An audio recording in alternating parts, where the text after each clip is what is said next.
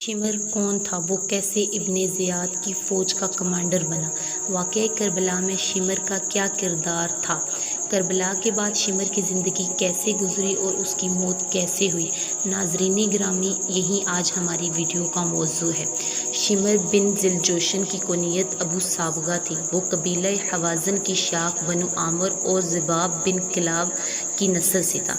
Shimmer के वालिद का नाम शुरजील बिन आऊज़ बिन उमरू था, लेकिन इसको ज़िलजोशन पुकारा जाता था, जिसकी वजह ये थी कि वो अरबों में पहला शख्स था जिसने सबसे पहले ज़िरा पहनी थी, जो कि उसे ईरान के बादशाह ने दी थी। शुरू में शिमर शेर खुदा दमाद मुस्तफ़ा सल्लल्लाहु अलैहि वसल्लम हज़रत अली के मानने वालों में था, लेकिन बाद में वो आपके खिलाफ हो गया। शिमर ताबीन में से था। शिमर ही वो शख्स था जिसने 51 हिजरी में सहाबा रसूल हुजर बिन अदी रज़ी अल्लाह तआला अन्हु को झूठी गवाही देकर गिरफ्तार करवा दिया था। 60 हिजरी में हज़रत मुस्लिम बिन अकील नवासे रसूल हज़रत इमाम हुसैन के सफ़ीर बनकर कोफा में गए। हज़रत मुस्लिम बिन अकील की आमद के बाद यजीद ने उबैदुल्लाह इब्ने ज़ियाद को कोफा का गवर्नर बना दिया, तो उबैदुल्लाह इब्ने ज़ियाद ने शिमर को, जो कि उस वक्त एक सिपाही था, उसको एक कमांडर बना दिया और हज़रत मुस्लिम बिन अकील के हामियों को मुंतशिर करके मुहिम पर लगा दिया। शिमर ने कमान मिलते ही मुसलमानों पर फतह अंगेज़ी का इल्ज़ाम बांधा और इनको सिपाहियों की मदद से खौफज़दा किया, और फिर इब्ने ज़ियाद के हुक्म से ही हज़रत मुस्लिम बिन अकील को शहीद कर दिया गया। 60 हिजरी मुहर्रम में जब नवासे रसूल सल्लल्लाहु अलैहि वसल्लम करबला पहुँचे, तो उस वक्त करबला में कोफ़ी फ़ौज का सिपाही सलार उमर बिन साहद था, जो कि खून रेज़ी बचने और पुरअमन राह हाल के दर पे था।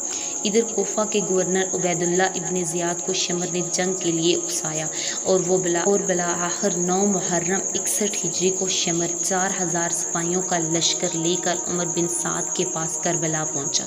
शिमर ने अपने साथ उमर बिन साद के लिए कोफा के गवर्नर इब्ने ज़ियाद का धमकी अमेज़ा खत लेकर पहुंचा। खैर, उमर बिन साद ने ख़त पर अमल करना शुरू कर दिया कि या तो नवासे रसूल हज़रत इमाम हुसैन बैत करें या फिर जंग।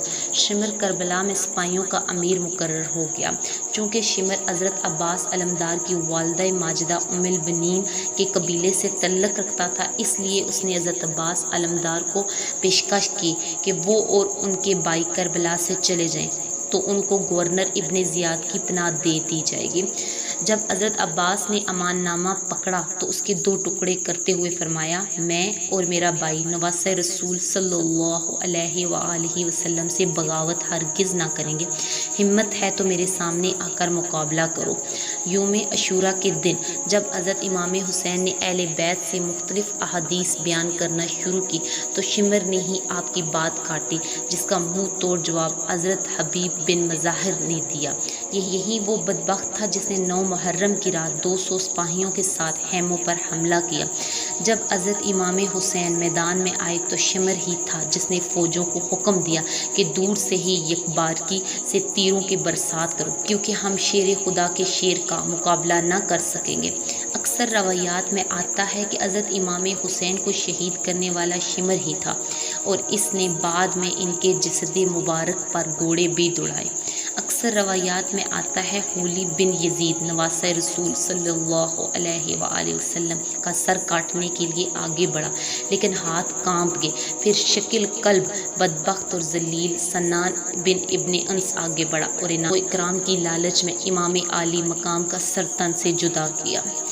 इमाम इब्ने असाकर ने सैयदना हज़रत इमाम हुसैन से रिवायत की, रसूलुल्लाह सल्लल्लाहु अलैहि वसल्लम ने इरशाद फरमाया, गोया कि मैं एक सफ़ेद दागों वाले कुत्ते को देख रहा हूँ जो मेरे अहले बैत के खून में मुँह मार रहा है। इसी तरह मुहम्मद बिन उमरू से रिवायत है कि हम सैयदना हुसैन के साथ करबला में मौजूद थे कि जब शिमर का सीना नंगा हुआ तो नवासे रसूल फरमाने लगे, रसूलुल्लाह सल्लल्लाहु अलैहि वसल्लम ने फरमाया था, गोया मैं सफ़ेद दागों वाले कुत्ते की तरफ देख रहा हूँ जो मेरे अहले बैत के खून में मुँह मार रहा है, और शिमर बरस के दागों वाला था। شہادتوں کے بعد 11 محرم عمر بن سعد اور شمر 72 شہدان کربلا کے سر لے کر کوفہ ابن زیاد کے دربار پہنچے، جہاں سے ابن زیاد اس قافلے کو شمر اور اس کے ساتھیوں کے امراء درباری یزید کے لیے شام روانہ کرتا ہے، جہاں بہت سے دلہراش واقعات اہل بیت و طہار کے ساتھ پیش آتے ہیں۔ اس کے بعد یزید اسران کربلا کو مدینے بھیج دیتا ہے۔ اہل بیت کو مدینہ پہنچانے کے بعد شمر لین کی سرکاری ذمہ داریاں ختم ہو جاتی ہیں اور وہ کوفہ واپس آ جاتا ہے۔ سن 66 ہجری میں مختار ثقفی نے قیام کیا تو شمر نے ان کے خلاف ہونے والی جنگ میں شرکت کی، لیکن مختار ثقفی نے شمر سمیت انواع امراء کو کوفہ میں ہونے والی جنگ میں شکست دی۔ مختار ثقفی نے ارادہ کیا کہ وہ کربلا کی جنگ میں شریک ہر یزیدی کمانڈر کو قتل کر دے گا اور اہل بیت کے پاک گرانے کا بدلہ لے گا۔ شکست کے بعد شمر کوفہ سے فرار ہو گیا، لیکن مختار ثقفی نے خاص طور پر اپنے غلام ضربی کو ایک دستہ فوجوں کا دے کر اس کے پیچھے بھیجا، لیکن شمر نے مختار ثقفی کے غلام اور اس دستے کو قتل کر دیا۔ پھر مختار ثقفی خود اس مہم پر نکلا، شمر کو گھیر کر اس کو قتل کر دیا، اس کا سر گردن سے اتار کر کالا کر کے نیزوں پر لٹکا کر پورے کوفہ میں گھمایا گیا اور اس کے دڑ کو پہلے کھولتے ہوئے تیل کی دیگ میں ڈالا گیا اور پھر کوفہ کے بازار میں جنگلی کتوں کے آگے ڈال دیا اور پھر شمر کا سر محمد بن حنفیہ کے پاس مدینہ میں بیچ دیا گیا، جنہوں نے نواسہ رسول صلی اللہ علیہ وآلہ وسلم حضرت امام حسین اور اہل بیت کو شہید کیا۔ ان کا انجام یہ ہوا، وہ سب کے سب بے دریغ قتل کر دیے گئے، جن میں سے کچھ کے سر کاٹ دیے گئے اور ان کے جسم کو کتوں کے آگے پھینک دیا گیا اور ان کی اینٹ سے اینٹ بجا دی گئی۔ بے شک اللہ پاک بہترین حساب کرنے والا ہے۔ یہ وہ لوگ تھے جن کا انجام اس دنیا میں بھی بدترین ہوا اور یقیناً قیامت میں یہ بدترین عذاب کے مستحق ہیں۔ اللہ تعالی ہم سب کے دلوں کو اہل بیت کی محبت سے منور کر دیں، آمین۔